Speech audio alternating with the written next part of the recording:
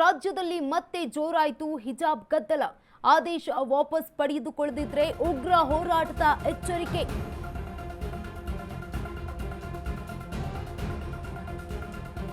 ಆದೇಶ ವಾಪಸ್ ತೆಗೆದುಕೊಳ್ಳದಿದ್ರೆ ಉಗ್ರ ಹೋರಾಟದ ಎಚ್ಚರಿಕೆ. ಹಿಂದೂ ಪರ ಸಂಘಟನೆಗಳಿಂದ ಸರ್ಕಾರಕ್ಕೆ ಎಚ್ಚರಿಕೆ. ಮುಸ್ಲಿಮರ ಮುನಿಸಿಗೆ ಸಿಎಂ ಸಿದ್ದರಾಮಯ್ಯ ಮುಲಾಮ್ ಹಾಕಿದ್ರು ನಿನ್ನೆ. ಕಾಂಗ್ರೆಸ್ ಸರ್ಕಾರದಿಂದ ವೋಟ್ ಬ್ಯಾಂಕ್ ರಾಜಕಾರಣ. ರಾಜ್ಯದಲ್ಲಿ ಮತ್ತೆ ಜೋರಾಗ್ತಾ ಇದೆ ಹಿಜಾಬ್ ಗದ್ದಲ. ಆದೇಶ ವಾಪಸ್ ತೆಗೆದುಕೊಳ್ಳದಿದ್ರೆ ಉಗ್ರ ಹೋರಾಟ ಮಾಡ್ತೀವಿ ಅಂತ ಎಚ್ಚರಿಕೆಯನ್ನ ನೀಡಿದೆ. ಹಿಂದೂ ಪರ ಸಂಘಟನೆಗಳು ಸರ್ಕಾರಕ್ಕೆ ಎಚ್ಚರಿಕೆಯನ್ನ ನೀಡಿರುವಂತದ್ದು. ಮುಸ್ಲಿಮರ ಮುನಿಸಿಗೆ ಸಿಎಂ ಸಿದ್ದರಾಮಯ್ಯ ಅವರು ಮುಲಾಮನ್ನ ಹಾಕಿದ್ರು. ನಿನ್ನೆಯಷ್ಟೇ ಈ ಒಂದು ಆದೇಶವನ್ನ ನೀಡಿದ್ರು. ಹಿಜಾಬ್ ಧರಿಸಿಕೊಂಡು ಎಲ್ಲಾ ಶಾಲಾ ಕಾಲೇಜುಗಳಿಗೆ ವಿದ್ಯಾರ್ಥಿಗಳು ಹೋಗಬಹುದು ಅಂತ. ಇದೀಗ ಮತ್ತೆ ಗದ್ದಲ ಜೋರಾಗ್ತಾ ಇದೆ. ಆದೇಶವನ್ನ ವಾಪಸ್ ತೆಗೆದುಕೊಳ್ಳಬೇಕು ಅಂತ ಎಚ್ಚರಿಕೆಯನ್ನ ನೀಡುತ್ತಿದ್ದಾರೆ. ಹಿಂದೂ ಪರ ಸಂಘಟನೆಗಳು ಸರ್ಕಾರಕ್ಕೆ ಎಚ್ಚರಿಕೆಯನ್ನ ನೀಡಿರುವಂತದ್ದು. ಆದೇಶವನ್ನ ವಾಪಸ್ ತೆಗೆದುಕೊಳ್ಳಿ, ಇಲ್ಲದಿದ್ರೆ ಉಗ್ರ ಹೋರಾಟ ಮಾಡ್ತೀವಿ ಅಂತ ಸರ್ಕಾರಕ್ಕೆ, ರಾಜ್ಯ ಸರ್ಕಾರಕ್ಕೆ ಎಚ್ಚರಿಕೆಯನ್ನ ನೀಡಿದ್ದಾರೆ. ಇದೀಗ ರಾಜ್ಯದಲ್ಲಿ ಮತ್ತೆ ಜೋರಾಗ್ತಾ ಇದೆ ಹಿಜಾಬ್ ಗದ್ದಲ. ಆದೇಶವನ್ನ ವಾಪಸ್ ತೆಗೆದುಕೊಳ್ಳಿ, ಇಲ್ಲದಿದ್ರೆ ಉಗ್ರ ಹೋರಾಟ ಮಾಡ್ತೀವಿ ಅಂತ ಹೇಳ್ತಿದ್ದಾರೆ. ಹಿಂದೂ ಪರ ಸಂಘಟನೆಗಳಿಂದ ರಾಜ್ಯ ಸರ್ಕಾರಕ್ಕೆ ಎಚ್ಚರಿಕೆಯ ಸಂದೇಶ ರವಾನೆಯಾಗಿರುವಂಥದ್ದು. ಮುಸ್ಲಿಮರ ಮುನಿಸಿಗೆ ನಿನ್ನೆ ಸಿಎಂ ಸಿದ್ದರಾಮಯ್ಯ ಅವರು ಮುಲಾಮ್ ಹಾಕಿದ್ರು.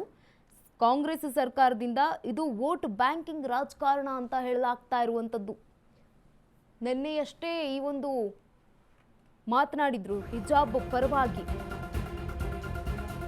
ರಾಜ್ಯದಲ್ಲಿ ಮತ್ತೆ ಕಿಚ್ಚು ಹೆಚ್ಚಿಸಿದ ಹಿಜಾಬ್ ಗದ್ದಲ. ಕೇಸರಿ ಶಾಲು ಹಾಕುವ ಬಗ್ಗೆ ಸಿಎಂ ಸಿದ್ದರಾಮಯ್ಯ ಮಾತನಾಡಿದ್ದಾರೆ.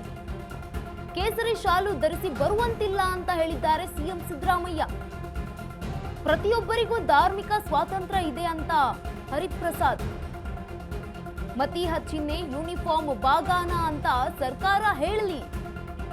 ರಾಜ್ಯ ಸರ್ಕಾರದ ವಿರುದ್ಧ ಬಿಜೆಪಿ ಎಂಎಲ್ಸಿ ಸಿಟಿ ರವಿ ಕಿಡಿಕಾರಿದ್ದಾರೆ. ರಾಜ್ಯದಲ್ಲಿ ಮತ್ತೆ ಕಿಚ್ಚು ಹಚ್ಚಿಸಿದ ಹಿಜಾಬ್ ಗದ್ದಲ. ಕೇಸರಿ ಶಾಲು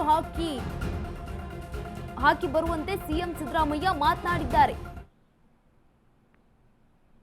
ಶನಿವಾರ ಹಾಕಬಹುದು,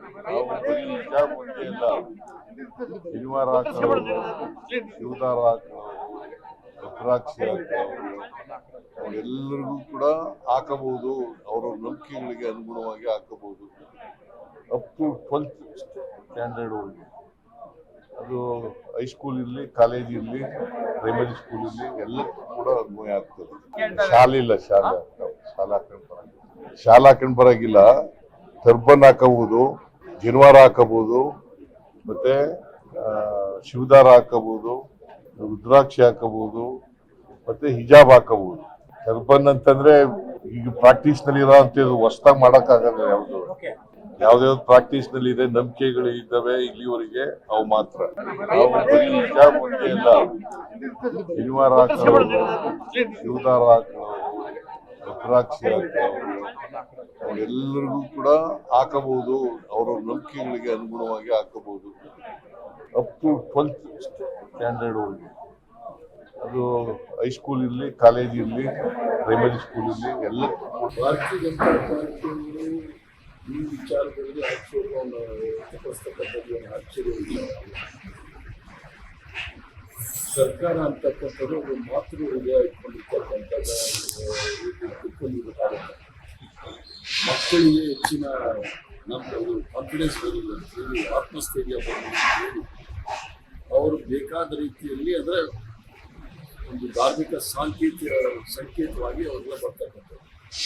ಮೊದಲು ಜನವರ ಯಾರೋ ತೆಗೆಸಿದ್ರು ಅಂತ ಹೇಳಿ ದೊಡ್ಡ ಆರ್ಭಟ ಮಾಡಿದ್ರು.